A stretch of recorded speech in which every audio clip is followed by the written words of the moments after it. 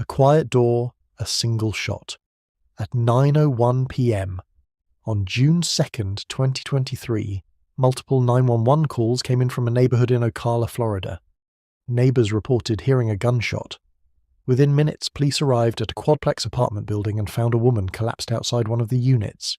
She had been shot once with a .380 caliber pistol. Her name was Ajay Chantel Owens. She was transported to the hospital and pronounced dead at 9:36 p.m. Inside the apartment, police found the firearm used in the shooting. The woman who lived there, Susan Louise Lauren, admitted she fired the shot through her closed front door. The final minutes. Earlier that evening, children were playing in a grass-covered field next to Susan Lauren's apartment.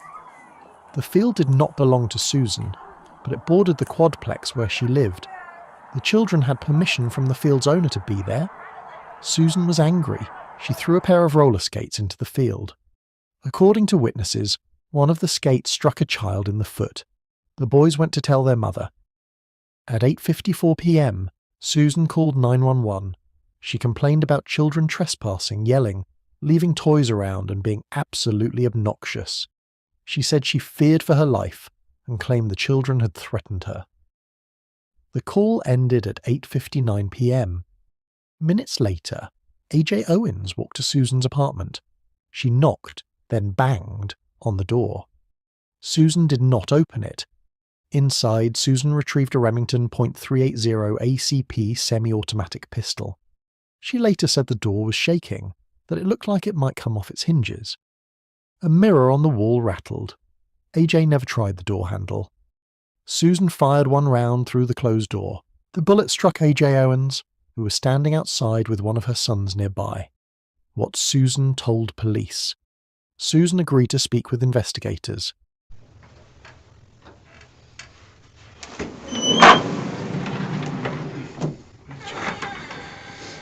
Hi. I'm sorry, I'm just sitting here because I was freezing. Oh, it is chilly in here, isn't it? Susan? Yes. Hi, I'm Detective Stitt. This is Detective Peterson. Okay. Can we just get you, slide that chair back over here just a moment? I'm sorry to keep you waiting so long. We just had a lot, we had to sort through before we could come and talk to you.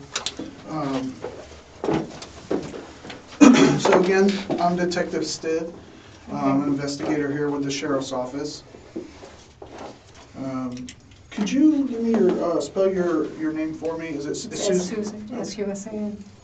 And do you have a middle name? Louise, L-O-U-I-S-E. And your last name? Lawrence, L-O-R-I-N, C as in cat, Z as in zebra. Thank you. And what's your date of birth, Susan? 7/23/64. Okay. And your address? 16 Ocala, Florida, 34476. And you live in apartment Yes. number 3. 3? Mm-hmm. Thank you. What's a telephone number for you? 352-777.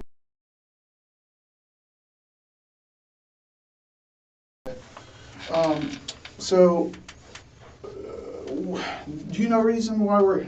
Oh, absolutely. Okay. So, did the deputies like put handcuffs on you or Yes. anything with it? Because there's a lot of things going on, and we're trying to sort through the moving pieces to try to figure out what happened. Mm-hmm. So, naturally, they want to secure Understood. the scene in that under that circumstance, and then to handcuff you. Mm-hmm. So we're working this investigation. And at this point, you're not free to leave, so I have to make you aware of your rights, okay, before we talk. She said the problems had been going on for years. She described the neighborhood children as disrespectful and threatening, saying they constantly invaded her peace and privacy. She claimed they played near her apartment deliberately to provoke her. Susan said she repeatedly told the children they were trespassing. She stated that about a year earlier, she purchased the pistol to protect herself, specifically from A.J. Owens. On the night of the shooting, Susan said A.J. was screaming, yelling, and threatening to kill her. She said she panicked, feared for her life, and fired the gun to make A.J. go away. She described the shooting as a reflexive act driven by fear. What police learned. Instead, witnesses told a different story. They said the children had every right to be in the field. They described Susan as hostile, aggressive, and frequently confrontational. Neighbours reported she regularly yelled at children, used racial slurs, made obscene gestures, and attempted to chase them away. On the night of the shooting, witnesses said Susan threw roller skates at one child and swung an umbrella at two boys. They said A.J. Owens went to Susan's door after her children came home upset. Witnesses stated they never heard each threaten to kill anyone. Police also recovered video from Susan's phone showing the children playing outside earlier that night. A pattern emerges. This was not an isolated incident. Since January 2021, police had responded to at least 10 calls involving disputes between Susan Loren and A.J. Owens or her children. February 2022, Susan accused A.J. of throwing a no trespassing sign at her. A.J. admitted throwing it while walking away but denied aiming at Susan. Witnesses said the sign did not strike her. No arrest was made. August 10th, 2022. Susan demanded police issue a cease and desist order for quiet enjoyment. Police took no action. December 22nd, 2022. Susan tried to remove children from her property. Police warned the children to stay away. March 14th, 2023. Susan rammed a gate with her pickup truck, later claiming panic due to past trauma. April 17th, 2023. Susan accused A.J. of opening her mailbox.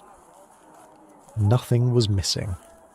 April 25th, 2023. Susan accused a child of trying to put a puppy in her truck bed. May 22nd, 2023. Susan reported arson and criminal mischief. None of these incidents resulted in arrests. The second interview. When police interviewed Susan again after the shooting, she admitted to using racial slurs toward the children. She acknowledged that A.J. had not made threats during prior confrontations. Investigators discovered Susan had researched self-defense laws, including Florida's Stand Your Ground statute, on the same day as the interview and possibly before the shooting. Her word choices during questioning raised concern. She used legal phrases such as reasonable and prudent. On June 6th, 2023, 4 days after the shooting, Susan Loren was arrested. Show me your hands! Show me your hands! Turn around! Turn around! Where's your gun at? You got hands? You got hands? You're going to be detained. Is there anybody else in the house? There's somebody else in the house. Can I just get my brother? No, not right now. She was charged with manslaughter with a firearm, culpable negligence, simple battery, 2 counts of simple assault. During her arrest, she initially refused to stand and later claimed chest pains while being escorted to the patrol vehicle. The case went to trial. On August 16, 2024, Susan Loren was found guilty of manslaughter.